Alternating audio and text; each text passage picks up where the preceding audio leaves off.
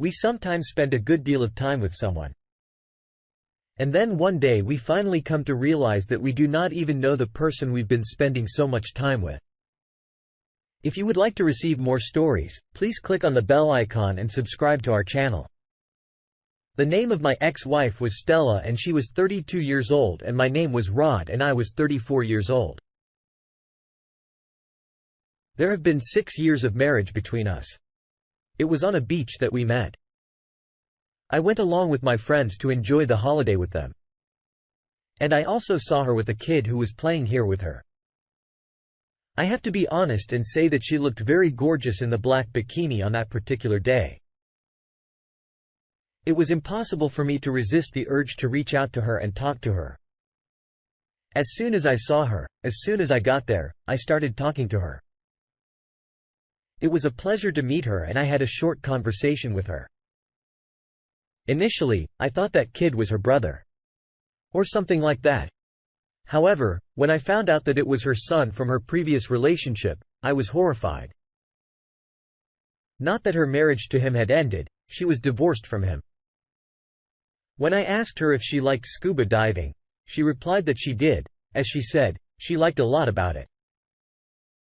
She got a little frightened of it over time. My encouragement for her was to tell her that I was going to teach her scuba diving. If it was okay with her, that's absolutely fine with her.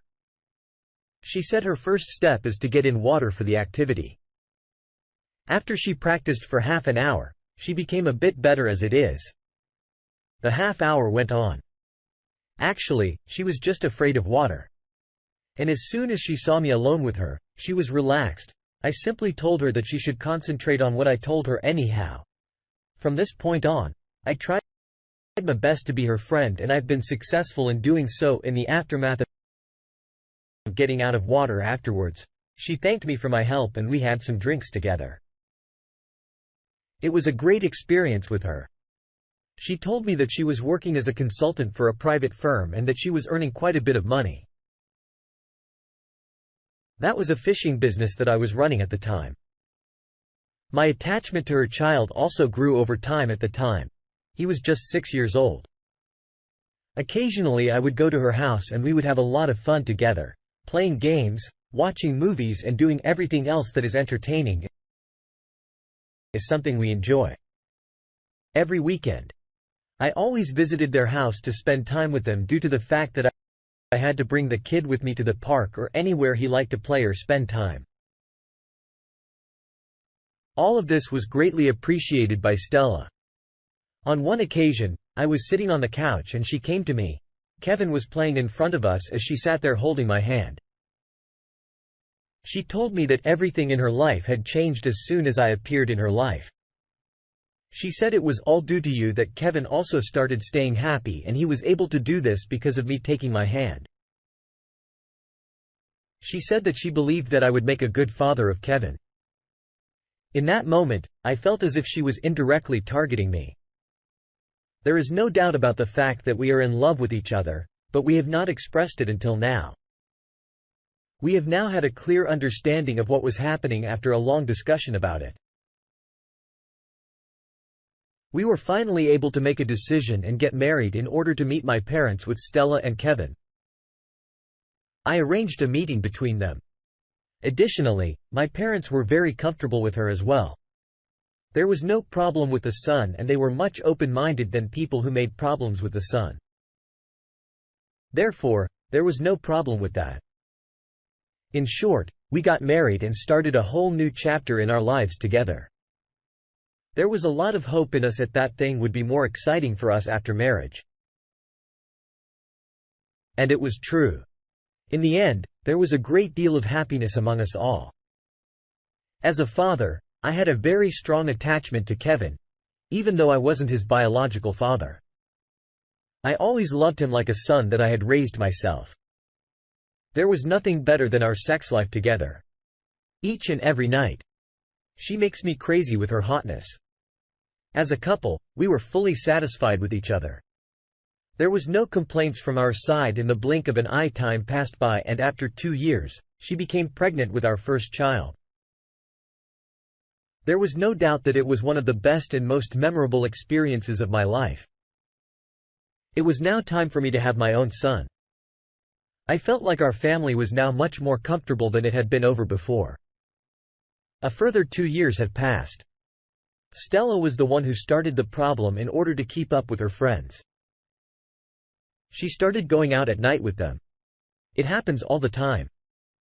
As her job was quite challenging, she always got caught up in her work. So I did not ask her about anything and let her hang out with at night. As far as her space was concerned, I gave her my full attention. However, it was getting worse and worse every night. Now, in spite of my best efforts, I was not able to spend time with her. I asked her one day why she always hung out with her friends and doesn't give me any time during the night to be with me. The answer I've received from her was very strange. She stated that she enjoyed the company of her friends more and that she found me a bit boring. Now, in response, I asked, what should I do next? As she awkwardly stood there, she said nothing at all. My next question was to ask her about her friends, and she told me these are 3 girls who are all single and they all live in the same house. I asked her, "You're the only woman in the group who is married. Is it wrong?" If she said to me. I said no, it is not wrong. But I found it a little strange that you are only married, 1 out of the 4 of you, while the other 3 are single individuals. Please keep in mind that your status is not single at the moment. Obviously, I know I'm married. She said at the moment, I was just thinking and I was aware of the way in which single girls spend their nights in general. It was not their responsibility to take care of anything else. And they were able to enjoy their lives in a versatile manner. There was simply a fear that I was going to lose her. However, the next day I passed my parents' house on the way back home. It was therefore necessary for me to go see them. I then discussed all of this with my mother about all of this. It's okay. She said it's not a big deal to hang out with me. Then I told her that the rest of her girls are not married later on. She told me that it was strange and that I should keep an eye on her even if she was acting strangely in the same way I did the same thing. In addition to that, I had the access of her mobile computers and everything else that she used with. The passive time. She always spends time with her girlfriends and the number of hangouts increased with each passing day. Even she does not take care of her children. There were times when I followed her and it turned out that she was really going out with her friends. In spite of this, I still had some doubts in my mind about the whole thing. It was impossible for me to understand what she was doing. As I checked her emails after 1 week, I found that there was a payment confirmation of the debit card details about shopping for lingerie from the Black Friday sales. It is my understanding that the payment was made on 12th August and I was checking it on the 19th of August. As a matter of fact, I thought it was extremely strange since she had all those dresses and I did not see her wearing them. There were a lot of questions that arose in my mind. At the time in the beginning, I had doubts about her, and now that it was clear that she was doing something very bad. As soon as I woke up in the morning, I called one of my friends and asked him for a contact number of a private investigator as he had some connections to them for his personal work. His background is that he was a bit hesitant to trust one of his employees for doing fraud in his company, which led him to hire a private investigator, brought some evidence that showed that it was he who was responsible for the fraud. In any case, he gave me the number of a private investigator. My first step was to contact him and set up a meeting in my office. He came and I showed him a picture of Stella and all the details about her work as well as the other important information in reaction to my concerns. He started investigation. And after a few days he called me and told me that my doubts were true. And he was currently investigating. During the course of his investigation, he saw her extraordinary activities and he had gathered all the evidence to show me. He came over to me and handed me a flash drive. When I checked the drive, I found that girls were dancing on the floor while she was kissing the man in the corner. My world was turned upside down. When I heard the news, there was no way I could even think of it. There was a lot of crying that I did when I got home. It was then when I went to my parents' house and my mother asked me what had happened to me. In order to show them the video, I pull out my cell phone and show it to them. My parents advised me to do what is best for her. So I divorced her. The first thing I told them was that they should not speak to her until I had divorced her. There is no doubt in my mind that I was going to do. As soon as I got into my car, I called the investigator and instructed him to find out the address of the asshole with whom Stella was sleeping. As far as my house was concerned, everything was fine and I wasn't letting her know what I was thinking. I didn't want to let her know what I was going to do with her. After a while, investigator informed me that he had found the address of the man. He texted me the address of that, and the only thing that remained was for me to catch them red-handed. It was confirmed by the private investigator that they used to meet almost every day. I could recall that it was a Saturday night that she came home in a hurry without having dinner. She went out with her friends. It took me 1 hour to follow her to the pub, and all her friends were also with her after driving for 1 hour. The reason I took a cab and mask was that I did not want to appear normally in front of her.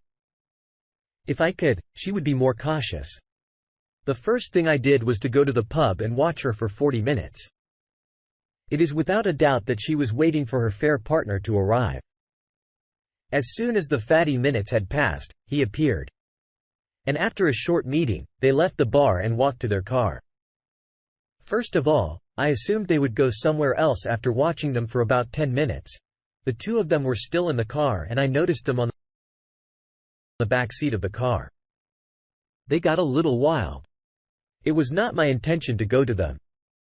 As soon as I got in the car, I smashed it 3 times very badly and there were 3 seriously injured. It was my anger that made me do this. At the time, there was no choice left for me to make. No matter how you look at it. It was quite a big accident. After getting out of the car, I went over to the car, opened the door and saw that both of them were injured. In spite of this, they were in conscious state, the mask and cap were taken off and I was shown my face by Stella. There was no word she could say to express her feelings because he had not done any good with me. I grabbed her hair and told her that everything that had happened to her was due to her sin. In addition, I'll divorce her and take custody of the child as soon as possible. It didn't take long for the police to arrive and all the normal investigations were conducted. As soon as I was arrested, I told them everything I knew. And after 1 day I had my bail approved there after I divorced her into the custody of my child back from her. She apologized for what she had done on the day of the hearing, but it was too late for now for her to make amends for what she had done. As long as I have my child, I did not need anyone else in my life. After all this, I still had pain because of her. I couldn't forgive her.